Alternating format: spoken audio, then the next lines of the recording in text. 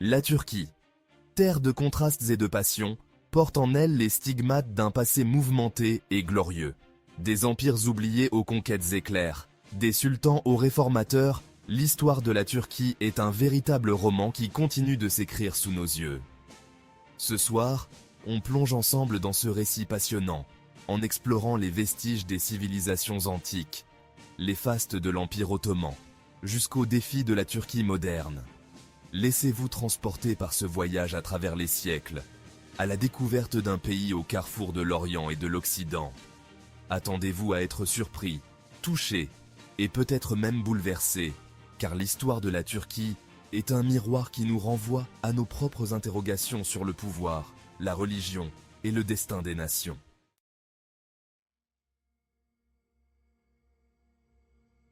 Imaginez une terre baignée de soleil où les premières civilisations ont éclos. Il y a plus de 3000 ans, les Hittites ont régné sur l'Anatolie, laissant des temples imposants et des tablettes d'argile. Puis vinrent les Phrygiens, connus pour leur roi Midas, dont le toucher transformait tout en or. L'histoire de la Turquie est faite de récits fascinants. Sur les rives de la mer Égée, des cités grecques prospèrent. Troie, immortalisée par Homère, Éphèse, avec son temple d'Artémis, l'une des 7 merveilles du monde antique. La culture grecque rayonne, laissant une trace indélébile. Mais l'histoire de la Turquie est aussi celle des conquêtes. L'Empire romain finit par absorber l'Anatolie, intégrant cette terre riche à son vaste territoire. La Turquie devient alors un carrefour stratégique, un pont entre l'Orient et l'Occident. De cette rencontre des cultures naîtra un héritage unique, un mélange fascinant d'influences. L'histoire de la Turquie est une véritable plongée dans le temps, une invitation à explorer les vestiges d'un passé glorieux.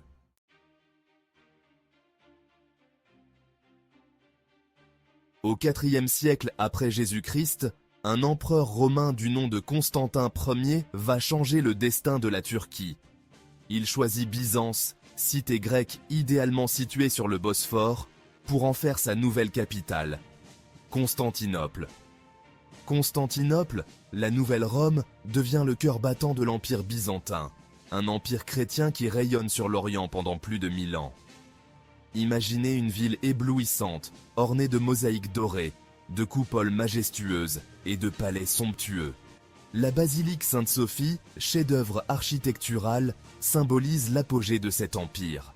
Ses murs ont été les témoins de couronnements grandioses, de débats théologiques passionnés et de la ferveur religieuse d'un peuple. Car Constantinople est bien plus qu'une capitale politique.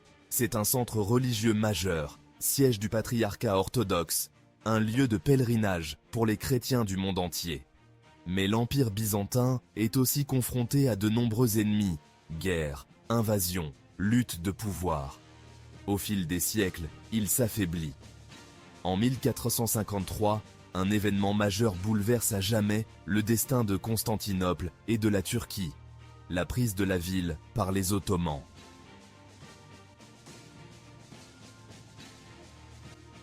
Au XIe siècle, des cavaliers venus d'Asie centrale font leur apparition sur la scène historique, les Turcs Seldjoukides.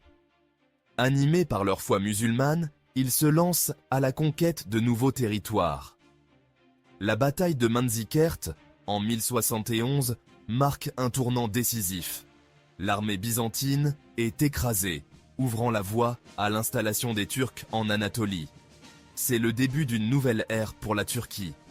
Sur les ruines de l'empire seldjoukide, un nouvel empire voit le jour à la fin du XIIIe siècle, l'Empire ottoman. Dirigé par une dynastie de sultans ambitieux, l'Empire ottoman va s'étendre à une vitesse fulgurante. En 1453, sous le règne du sultan Mehmet II, Constantinople, la légendaire Byzance, tombe aux mains des Ottomans. C'est un événement majeur qui marque la fin de l'Empire byzantin et le début de l'hégémonie ottomane sur la région. Constantinople, rebaptisée Istanbul, devient la capitale de ce nouvel empire en plein essor. Mosquées, palais et caravansérails sortent de terre, témoignant de la puissance et du raffinement de la civilisation ottomane. L'Empire ottoman est à l'aube d'un âge d'or, prêt à étendre son influence sur 3 continents, l'Europe, l'Asie et l'Afrique.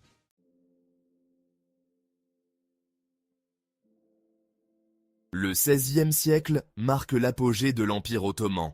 Sous le règne de Soliman le Magnifique, l'Empire atteint son extension territoriale maximale. De Bagdad à Alger, de la Mecque à Budapest, le sultan règne sur un territoire immense. C'est l'âge d'or de l'art ottoman, avec ses mosquées majestueuses et ses palais richement décorés. L'Empire ottoman est une puissance mondiale, respectée et crainte. Mais, le temps des conquêtes laisse place au déclin.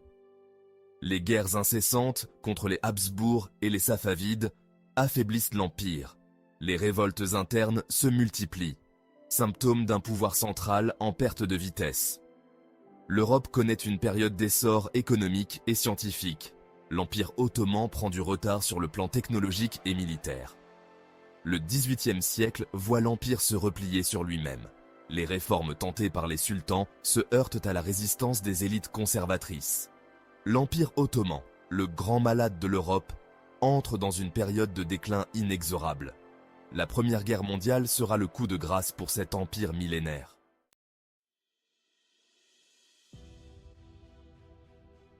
La Première Guerre mondiale est une véritable catastrophe pour l'Empire ottoman. Engagé aux côtés des empires centraux, il subit de lourdes défaites face aux forces alliées. L'Empire, déjà affaibli, se disloque.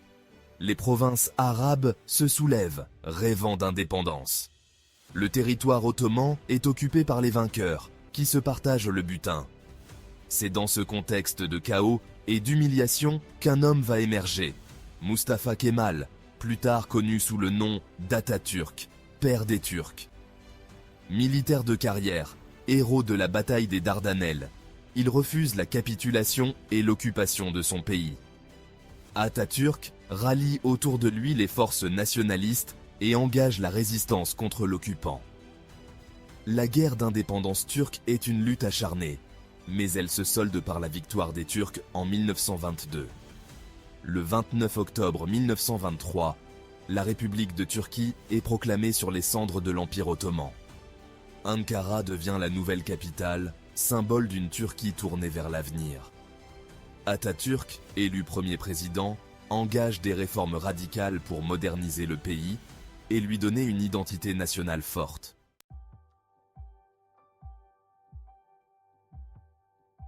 Atatürk, visionnaire et autoritaire, veut faire de la Turquie un État moderne et laïque, inspiré du modèle occidental. Il lance une série de réformes sans précédent, touchant tous les domaines de la société. L'alphabet arabe est remplacé par l'alphabet latin, le calendrier musulman, par le calendrier grégorien. Le port du fez est interdit, considéré comme un symbole d'arriération. L'émancipation des femmes est un autre pilier de la révolution kémaliste. L'éducation est laïque et obligatoire. Les femmes obtiennent le droit de vote et d'être élues, bien avant de nombreux pays européens. Atatürk veut faire table rase du passé ottoman et propulser la Turquie dans la modernité.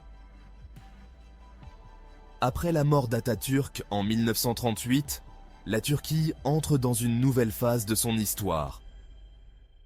Le pays connaît une alternance de régimes démocratiques et de coups d'État militaires. Malgré les tensions et les difficultés, la Turquie s'impose comme une puissance régionale incontournable, membre de l'OTAN et candidat à l'adhésion à l'Union européenne. La Turquie d'aujourd'hui est un pays en pleine mutation, tiraillé entre son héritage ottoman, son identité laïque et son aspiration à jouer un rôle majeur sur la scène internationale.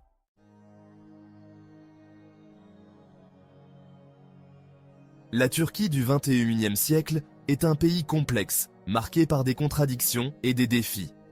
L'héritage d'Atatürk est toujours présent, mais il est aujourd'hui remis en question par une partie de la population. La question de l'identité, entre laïcité et islam, est au cœur du débat politique. La Turquie est un pays musulman, mais la religion est strictement encadrée par l'État. Sur le plan économique, la Turquie a connu un essor remarquable ces dernières années, devenant une puissance industrielle et commerciale. Mais les inégalités persistent et la corruption reste un fléau. La Turquie joue un rôle géopolitique crucial, à la croisée de l'Europe, de l'Asie et du Moyen-Orient. Elle est confrontée à de nombreux défis. la guerre en Syrie, la question kurde, les relations avec ses voisins européens. La Turquie est un pays jeune, dynamique, en plein essor. Son histoire millénaire, riche en rebondissements, est là pour nous rappeler que ce pays a toujours su se relever des épreuves et se réinventer. L'avenir de la Turquie reste incertain, mais une chose est sûre, ce pays fascinant continuera de nous surprendre et de nous interroger.